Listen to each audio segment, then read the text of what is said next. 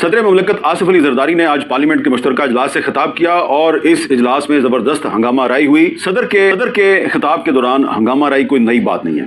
آپ کو یاد ہوگا کہ غلام اسحاق خان صاحب تھے تو ان کے دور میں گو بابا گو کے نعرے لگتے تھے، پھر پرویز مشرف صاحب آئے، ان کے خلاف بھی مسلم لیگ نون اور پیپلز پارٹی نعرے بازی کرتی تھی، اور اس کے بعد جو بھی صدر آیا تو پارلیمنٹ کے مشترکہ اجلاس سے خطاب کے دوران ہر اپوزیشن جو ہے وہ مظاہرہ بھی کرتی ہے، ہنگامہ بھی کرتی ہے، لیکن آج جو آصف علی زرداری صاحب کا خطاب تھا اس کے درمیان کچھ نئی چیزیں دیکھنے میں آئیں، اور وہ نئی چیز کیا تھی کہ کچھ لوگ بگل بجا رہے تھے اور کچھ لوگ جو ہے وہ باجا بھی بجا رہے تھے۔ تو اس سے پہلے سیٹی تک تو ہم نے دیکھا کہ سیٹیاں بجائی جاتی تھی، لیکن اب نئی انوویشن ہے بگل اور باجا، یہ بھی صدر کے خطاب کا ایک حصہ بن گیا ہے۔ لیکن صدر صاحب نے اپنے خطاب میں کچھ اہم باتیں کی ہیں۔ ایک انہوں نے کہی ہے وہ یہ ہے، انہوں نے کہا ہے کہ جو سیاسی بحران ہے اس سے جلد از جلد ہمیں نکلنے کی ضرورت ہے، پولیٹیکل پولرائزیشن سے نکلنے کی ضرورت ہے اور وقت بہت کم ہے۔ تو اس پہ ہم گفتگو کریں گے۔ آج ہمارے ساتھ موجود ہیں وقاص اکرم صاحب جو رکن قومی اسمبلی ہیں پاکستان تحریک انصاف کے، بہت شکریہ۔ شیخ وقاص صاحب کافی عرصے بعد ہمارے شو میں تشریف لائے ہیں۔ شیخ وقاص صاحب، آپ کی پارٹی نے تو شدید ہنگامہ کیا ہے، لیکن جو میسج آیا ہے صدر صاحب کی طرف سے کہ ریکنسیلیشن کی ضرورت ہے، تو کیا آپ سمجھتے ہیں کہ اس وقت پاکستان میں جو سیاسی ماحول ہے وہ قومی مفاہمت کے لیے بہت سازگار ہے، کوئی راستہ نکل سکتا ہے؟ دیکھیں حامد بھائی، بات یہ ہے کہ یہ باتیں تقریروں میں اچھی لگتی ہیں، اور خصوصاً جب آپ خود بھی اس پہ یقین رکھتے ہوں، اور یقین جو لوگ رکھتے ہیں اس کو پریکٹس بھی کرتے ہیں۔ اور میں یہ سمجھتا ہوں کہ جو ڈیموکریٹک نارمز کو پروموٹ کرنا چاہتے ہیں وہ سب سے پہلے ان چیزوں کی بنیاد خود رکھتے ہیں۔ ہمارا اس پہ بڑا واضح موقف ہے ہماری پارٹی کا، ہمارے قائد کا، اور وہ یہ ہے کہ بالکل قومی مفاہمت بھی ہونی چاہیے، سب کو مل جل کے پاکستان کے مسائل کا حل بھی نکالنا چاہیے، مگر وہ صرف اس صورت میں ممکن ہے جب حقیقی مینڈیٹ کے لوگ جو ہیں جن کو عوام نے منتخب کیا ہے وہ اپنی اپنی جگہ پہ بیٹھے ہوں۔ جو لوگ آپ کے مینڈیٹ کے چور ہوں، جن لوگوں نے آپ سے الیکشن چرایا ہو، ان پارٹیوں کے ساتھ بیٹھا ہی نہیں جا سکتا۔ مفاہمت تو بڑی دور کی بات ہے۔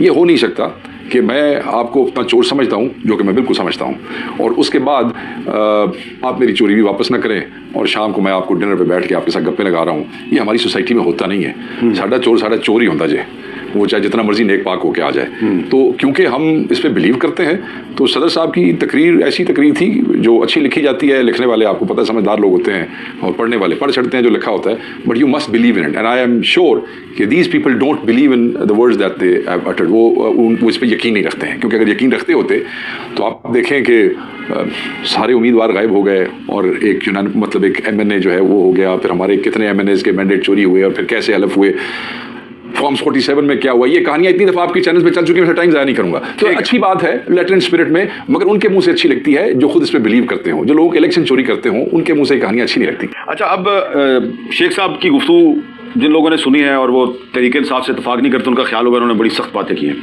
لیکن آج خواجہ آصف صاحب جو ڈیفینس منسٹر ہے انہوں نے بھی کچھ باتیں کی ہیں، ذرا سنیں وہ کیا کہہ رہے ہیں۔ یہ انارکی چاہتے ہیں ملک میں، اس قسم کا ٹویٹر کے اوپر یا کسی اور پروپیگنڈا کر کے، ویڈیوز لگا کے، بیانات اس قسم کے غلط دے کے دوسرے ممالک کے ساتھ ہمارے تعلقات جو ہیں ان کو مخدوش کر کے، تو میں سمجھتا ہوں کہ اس سے بڑی ملک دشمنی کوئی نہیں ہے، اور ان کے ساتھ ملک دشمنوں جیسا جو ہے وہ سلوک بھی اسی طرح ہونا چاہیے۔ اب ڈیفینس منسٹر صاحب کہہ رہے ہیں کہ یہ جو لوگ ہیں جنہوں نے آج پارلیمنٹ میں ہنگامہ کیا ہے ان کے ساتھ وہی سلوک کرنا چاہیے جو ملک دشمنوں کے ساتھ سلوک کیا جاتا ہے۔ تو شیخ وقاص صاحب، وہ جو آپ نے پہلے تنقید کی وہ آپ کی اپنی جگہ پہ ہے، لیکن یہ جو شیر افضل مروت صاحب کے بیان کے حوالے سے بات ہوئی ہے، تو یہ تو بیان مسلم لیگ نون نے نہیں نہ دلوایا، یہ تو انہوں نے خود دیا ہے۔ آپ کی پارٹی نے اسے لانے لاتلقی کر دیا، لیکن وہ آج بھی کہہ رہے ہیں کہ میں اپنے بیان پہ قائم ہوں، یہ میری ذاتی رائے ہے۔ تو اس سے آپ نہیں سمجھتے کہ آپ کو اور آپ کے لیڈر کو نقصان ہوگا؟ دیکھیں، میں یہ سمجھتا ہوں کہ جیسے آپ نے خود بتایا، شیر افضل مروت صاحب نے آج پارٹی کے اس موقف کو بالکل اون کیا ہے، کیونکہ پارٹی نے ان کے اس بیان کو بھی ڈس اون کیا ہے، اپنے آپ کو اس سے ڈسوسیٹ کیا ہے،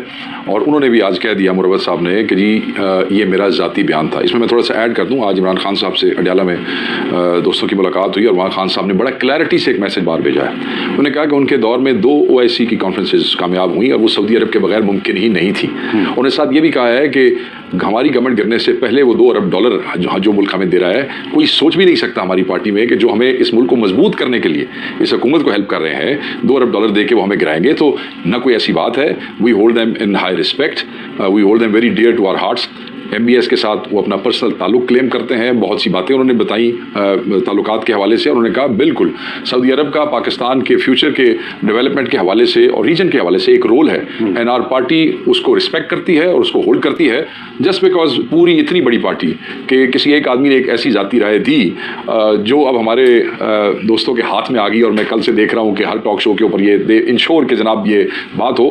ہم نے کہہ دیا کہ ہم اس کو ڈس اون کرتے ہیں اور اگر اس کے بعد بھی وہ ایسی باتیں کریں گے تو پارٹی ایکشن بھی لے سکتی ہے. تو میں یہ سمجھتا ہوں کہ جب پارٹی کا لیڈر عمران خان نے بھی آج کہہ دیا اور کل ہر لیڈر کہہ چکا ہے, اس کے بعد اس پہ زیادہ بحث بنتی نہیں. جہاں تک خیر صاحب نے بات کی انارکی کی اور ملک دشمن, تو اسی طرح سارے ملک دشمن تو ہی پیڑا سارے ٹریٹمنٹ کیتا جائے.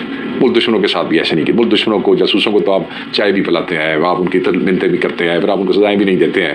پھر آپ سب آپ نے تو جتنی عزت اور رسپیکٹ سے آپ ملک دشمنوں کو ٹریٹ کرتے ہیں, آپ نے تو ہمیں اس عزت کے بھی قابل کو نہیں سمجھا, آپ نے تو ہمیں اس ٹریٹمنٹ کے بھی قابل نہیں سمجھا.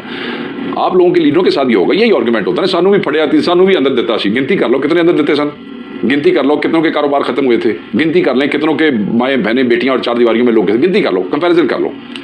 کمپیریزن ہی کوئی نہیں ہے, شدت کا کمپیریزن نہیں ہے, جبر کا کمپیریزن نہیں ہے. We have decided and what we have decided is کہ بس اب وہ قیمت ادا کر رہا ہے, اندر بیٹھا ہوا ہے.